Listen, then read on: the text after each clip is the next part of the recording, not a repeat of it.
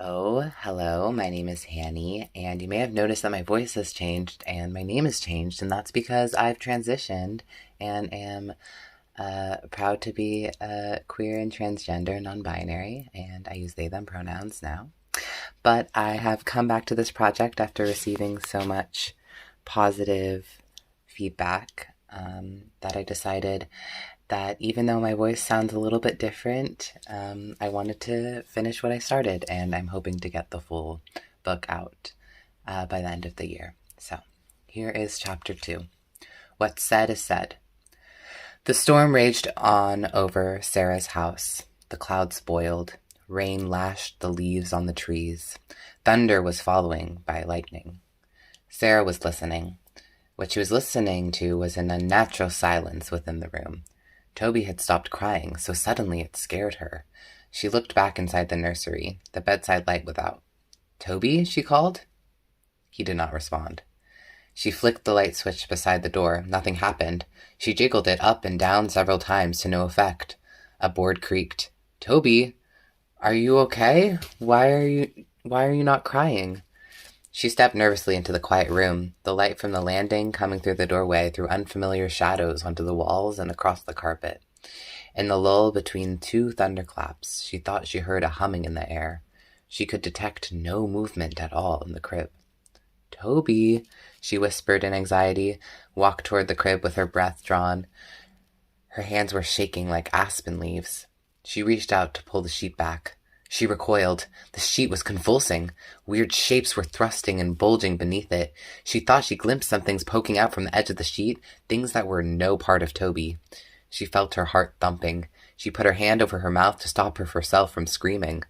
Then the sheet was still again. It sank slowly down over the mattress. Nothing moved. She could not turn away and run and leave him. She had to know. Whatever the horror of it, she had to know. Impulsively, she reached out her hand and pulled the sheet back. The crib was empty. For a moment or an hour, she would never know how long, she stared at the empty crib. She was not even frightened. Her mind had been wiped clean. And then she was frightened by a soft, rapid thumping on the window pane. Her hands clenched so tightly, her fingernails scored her skin. A white owl was flapping insistently on the glass. She could see the light from the landing reflecting on its great, round, dark eyes watching her. The whiteness of its plumage was illuminated by a series of lightning flashes that seemed continuous. Behind her, a goblin briefly raised its head and ducked down again. Another did likewise. She didn't see them. Her eyes were fixed on the owl's eyes. Lightning crackled and flashed again, and this time it distracted her attention from the window by shining on the clock that stood on the mantelpiece. She saw that the hands were at 13 o'clock. She was staring distractedly at the clock when she felt something nudge the back of her legs. She glanced down.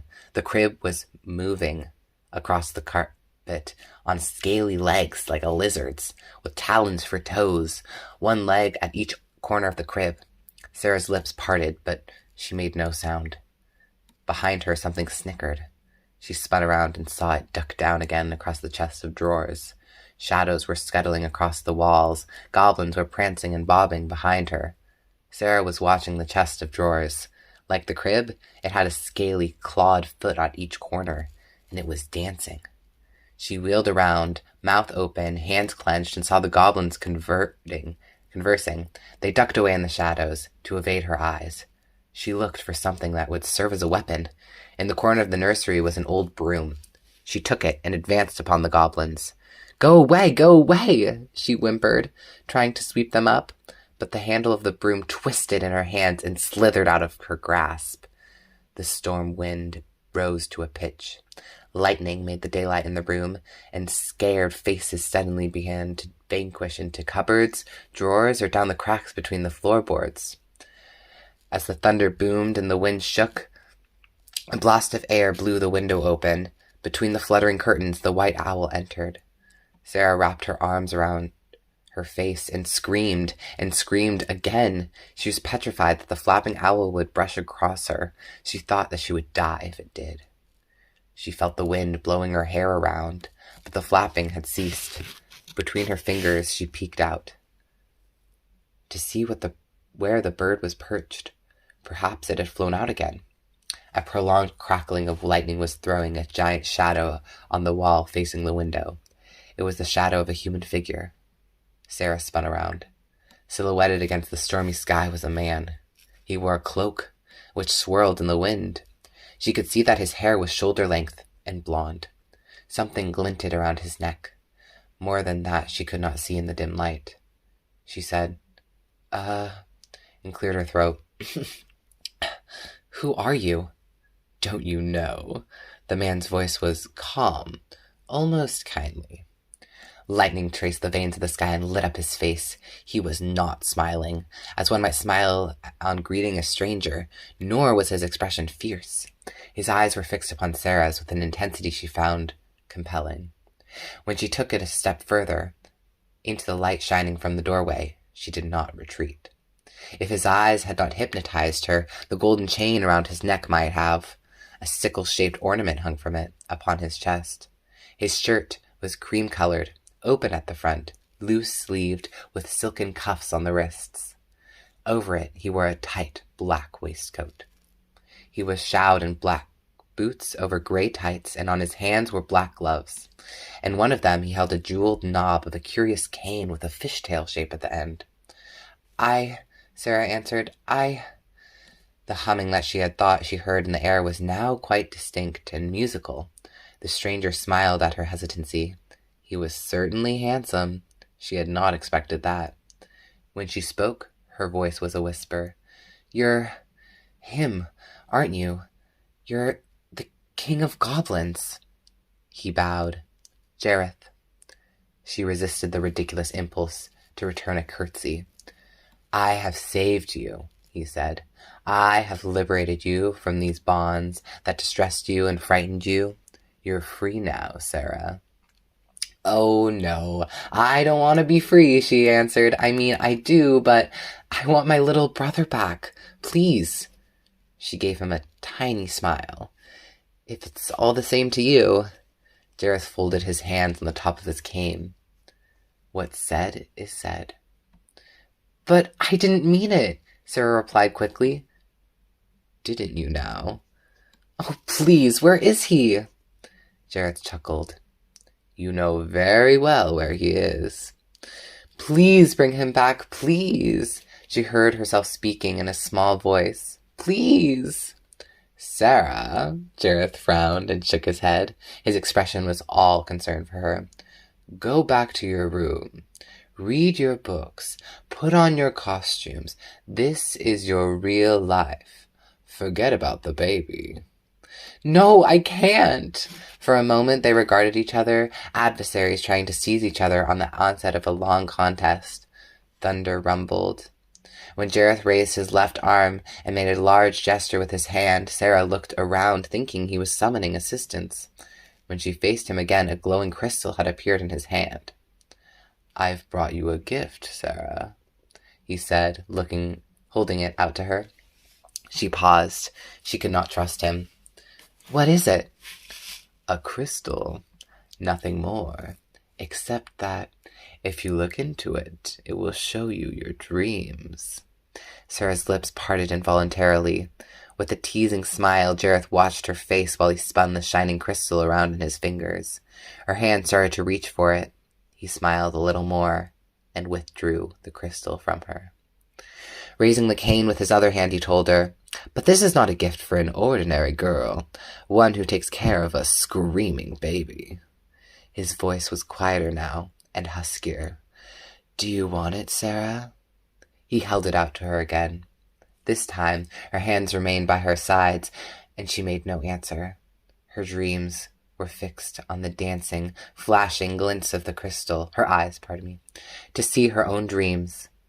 What wouldn't she give for that? Then forget the child, Jareth said firmly. While Sarah hesitated, another bolt of lightning and thunder illuminated the sky behind the Goblin King. She was torn. The gift was not only seductive, it was also the choice of someone who understood her, someone who cared about the secret places of her imagination and knew how infinitely more they meant to her than anything else. In return, she would have to trade her responsibility for an offensively spoiled child who made endless demands upon her and never showed the least sign of gratitude, who was, after all, only her half-brother. The crystal was spinning, glowing. She willed her eyes to close. From behind shut eyelids she heard the voice answering. It was her own voice, but it seemed to be a memory. I can't. It isn't that I don't appreciate what you're trying to do for me, but I want my baby brother back. He must be so scared. She opened her eyes again. Jareth snorted and tossed his mane of blonde hair. He lost patience with the girl. With a wave of his hand, he extinguished the crystal. With another wave, he plucked a live snake from the air. He held it with a straight arm in front of him, so it writhed and hissed near Sarah's face. Then he threw it at her. "Don't defy me," he warned her. It was wrapped around her neck. She clutched desperately at the thing and found that it was now a silk scarf. She pulled it off, looked at it, and the snake came leaping out of the scarf. She yelled, dropped it, and jumped away. When it hit the floor, it shattered into a number of horribly ugly little goblins who scuttled, snickering, to the corners of the room. Other goblins crept from the shadows or popped up from their hiding places and stood all around the room, brazen now, watching to see what their king would do next. "You're no match for me, Sarah," Jareth sounded impatient. "Let the child alone. Take my gift. I will not offer it to you again." Before he could produce the crystal, Sarah told him, "No." She paused. "Thank you all the same, but I can't do what you want. Can't you see that? I must have my brother back." "You will never find him," Sarah said and took a deep breath. "Then there is a place to look." Just for a moment, Jareth's face flinched. Sarah saw it, the merest trace of fear fleeting across his eyes. Was it possible? His nostrils tightened. He gripped his cane and appeared to hesitate slightly before answering her. She could not quite believe it, but the suspicion that the Goblin King could be afraid of her, even only momentarily, was encouraging. "Yes," he said, "there is a place." And now, with a really hammy gesture straight out of vaudeville, he twirled his hand and pointed toward the window. "There! Lightning and thunder right on cue," she thought. She moved past him and stared into the night. On a distant hill, bright in the flashes, she saw a castle. She leaned on the windowsill, trying to see more clearly. There were towers with turrets, massive walls, spires, and domes, a portcullis and a drawbridge. The whole edifice was built on top of a sharply rising mound. Across it, the lightning flickered and forked like snakes' tongues. Beyond was blackness. From just behind her shoulder, Jareth muttered, "Do you still want to look for him?" "Yes," she swallowed. "Is that..." She remembered the words. "The castle beyond the Goblin City?" Jareth did not answer at once, and she turned around. He was still there, watching her intensely, but they were no longer in the house. They stood facing each other on a wind-swept hilltop. Behind them, the hill in which the castle stood was a broad valley. In the darkness, she could not tell what was down there. She turned again. The wind blew her hair over her face. Brushing it back, she took one timid step forward. Jareth's voice came from behind her. "Turn back, Sarah. Turn back, before it's too late." "I can't. Oh, I can't. Don't you understand that?" She shook her head slowly, gazing at the distant castle, and to herself quietly repeated, "I can't." "What a pity." Jared's voice was low, gentle, as though he really meant it. She was looking at the castle. It seemed to be a long way off, but not impossibly far to travel. It depended on what she would encounter in the valley, how easily it could be crossed. Was the darkness down there perpetual? "It doesn't look that far," she said, and heard her voice, the effort she was making to sound brave. Jareth was at her elbow now. He looked at her with a smile that was icy. "It's farther than you think." Pointing at the tree, he added, "And the time is shorter." Sarah saw an antique wooden clock had appeared in the tree, as though growing from a branch. On it were marked the hours to 13, as on the nursery clock in the lightning. "You have 13 hours to unriddle the labyrinth," Jareth told her, "before your baby brother becomes one of us." "Us?" Jareth nodded. "Forever." Magic still hummed in the air. Sarah was standing still, hair tossing in the wind, looking out across the valley towards the castle. After a while she said, "Tell me where to start." She waited for an answer, and finally she heard him say, "A pity." "What?" She turned her head to look up at him, but he was not there. She spun all around. He had vanished. She was alone in the night, on a wind-swept hilltop. She looked across again at the castle. The storm was passing away. Blades of cloud sliced across the moon.